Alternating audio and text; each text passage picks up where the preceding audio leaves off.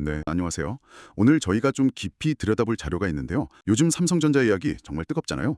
주가도 많이 올랐고, 이제 AI 반도체의 새로운 강자로 다시 떠오를 거다 이런 기대감이 아주 가득합니다. 네, 맞아요. 시장 분위기가 정말 엄청나죠. 그런데 말이죠. 한편에서는 이거 너무 과열된 거 아니냐, 또 과거의 영광에 너무 취해 있는 거 아니냐, 이런 목소리도 분명히 있거든요. 그렇죠. 항상 빛이 있으면 그림자도 있는 법이니까요. 그래서 오늘 저희의 미션은 바로 이겁니다. 과연 삼성이 이 AI 시대의 진정한 왕으로 다시 태어날 수 있을까?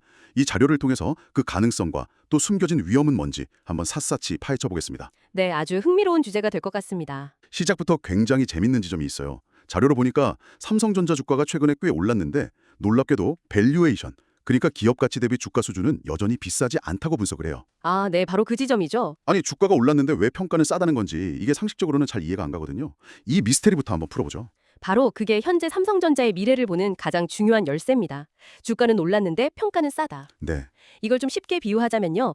시속 100km로 달리는 자동차를 보고 와, 빠르다 이렇게 생각했는데 알고 보니까 이 차가 10초 뒤에는 시속 300km로 달릴 제트 엔진을 달고 있는 것과 같아요. 아, 제트 엔진이요? 비유가 재밌네요. 네, 현재의 속도, 즉 현재 주가만 보면 좀 비싸 보일 수 있지만 앞으로 터져나올 그 폭발적인 가속도, 그러니까 미래의 이익 성장을 감안하면 오히려 아직 싸다 이렇게 느끼게 되는 거죠.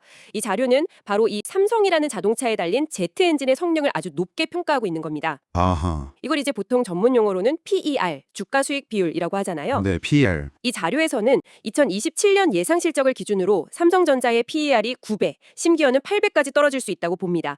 참고로 SK하이닉스는 8배에서 6배 수준으로 더 낮게 평가받고요. 그렇군요. 그럼 그 제트 엔진의 동력이 구체적으로 뭔가요? 도대체 이익이 얼마나 늘어날 거라고 보길래 이런 평가가 나오는 거죠? 정말 엄청난 숫자입니다. 자료에 나온 여러 증권사의 2026년 삼성전자 영업이익 전망치를 보면요. 가장 보수적으로 보는 곳이 113조 원, 113조요? 그리고 가장 낙관적으로 보는 곳은 133조 원에 달합니다. 와, 평균을 내면 약 120조 원인데요. 이걸 4로 나누면 분기마다 30조 원씩 본다는 계산이 나옵니다. 잠시만요. 분기 영업이익 30조 원이요?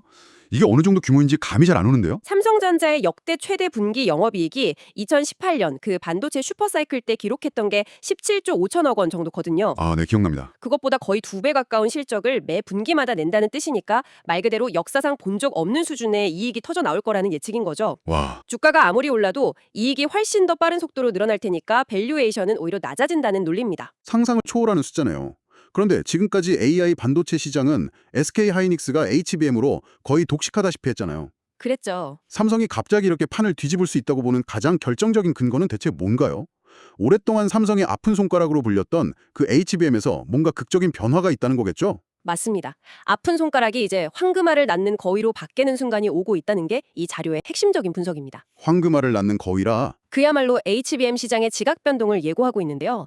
현재 60% 후반에 달하는 SK하이닉스의 HBM 시장 점유율이 50% 초반, 심지어는 49%까지 하락할 것으로 예상합니다. 하이닉스 점유율이 거의 20% 가까이 빠진다는 거네요.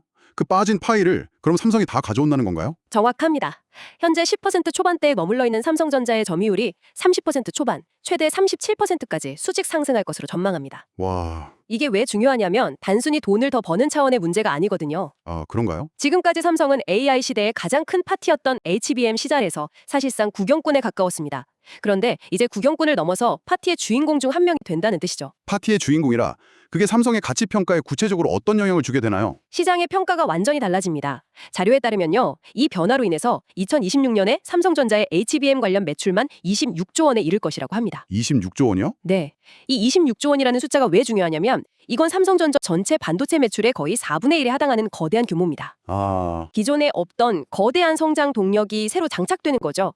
시장 용어로는 멀티플 확장이라고 하는데 쉽게 말해서 시장이 이 회사는 예전에 그 회사가 아니구나.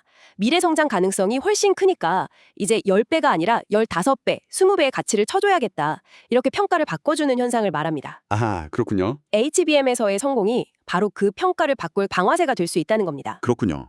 HBM이라는 새로운 제트 엔진이 삼성의 가치를 완전히 다른 차원으로 끌어올릴 수 있다는 말씀이시네요. 자, 그럼 HBM이라는 강력한 엔진을 새로 달았는데 자동차의 본체라고 할 수 있는 기존 사업, 그러니까 일반 D램과 낸드 플래시 시장 상황은 어떤가요? 이쪽은 계속 안정적으로 달려줄 수 있을까요? 아주 중요한 질문입니다. 이 부분은 명확한 빛과 그림자를 동시에 가지고 있습니다. 빛과 그림자요? 네. 먼저 빛을 보자면 현재 공급 축소로 인해서 가격이 무섭게 오르고 있다는 점입니다.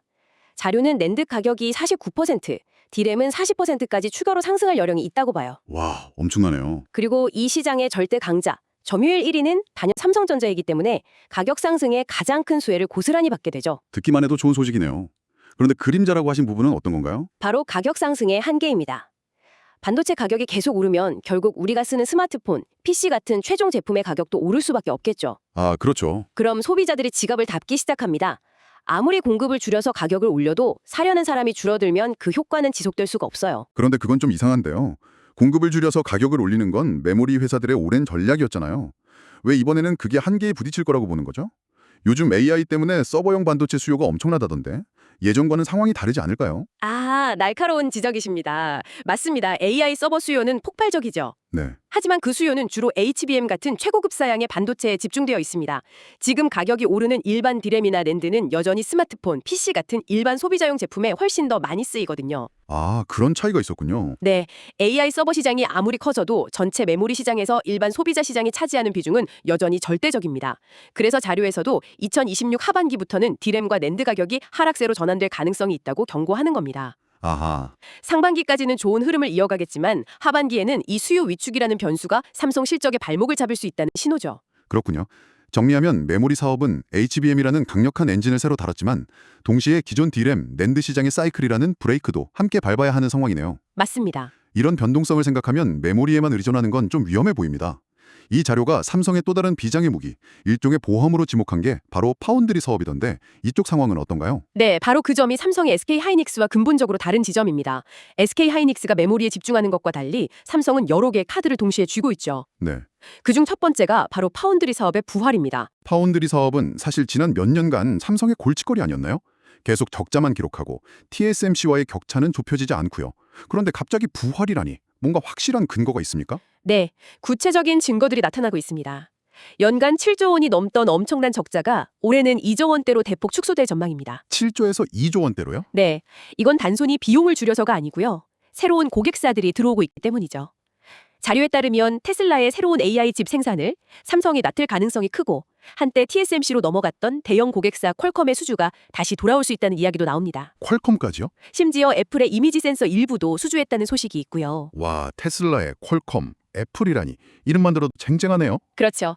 파운드리 사업이 이렇게 안정적인 궤도에 오른다는 건 메모리 시장이 나빠져서 실적이 흔들릴 때 회사를 든든하게 받쳐주는 안전판을 확보한다는 의미입니다. 변동성을 줄여주는 아주 중요한 역할을 하게 되는 거죠. 파운드리라는 든든한 보험이 생긴다니 반가운 소식이네요. 자료에서 언급한 또 다른 카드는 무엇인가요? 두 번째 카드는 AI 생태계 확장의 수혜입니다. AI 생태계 확장이요? 네. 지금까지는 AI 칩하면 엔비디아 GPU만 떠올렸지만 이제는 구글이 TPU라는 자체 칩을 만들고 AMD, 아마존, 마이크로소프트까지 모두 자체 AI 칩 개발에 뛰어들고 있습니다. 잠깐만요. 그렇게 경쟁자들이 많아지는 게 삼성에게 어떻게 기회가 될 수 있죠? 엔비디아라는 확실한 고객 하나에 집중하는 게 더 좋은 거 아닌가요? 바로 그 반대입니다.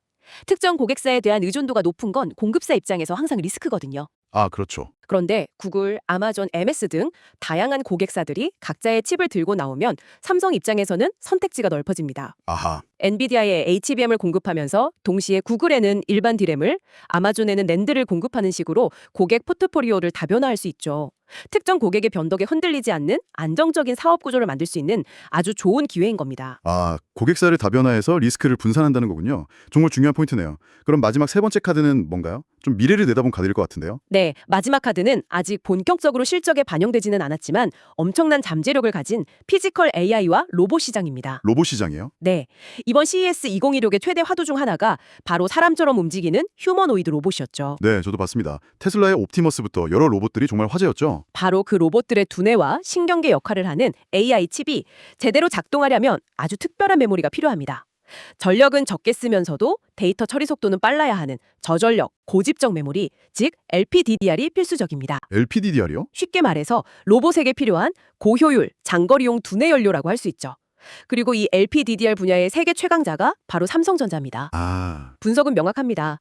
앞으로 로봇 보급이 확대될수록 LPDDR 수요는 폭발적으로 증가할 것이고 이는 삼성의 완전히 새로운 성장 동력이 될 것이라는 거죠. 정말 흥미롭네요. 정리해보면 삼성의 미래는 HBM이라는 강력한 순풍과 파운드리 사업의 회복이라는 든든한 지원군, 그리고 일반 메모리 시장의 주기적인 사이클이라는 역풍이 공존하는 아주 복합적인 모습이군요. 맞습니다.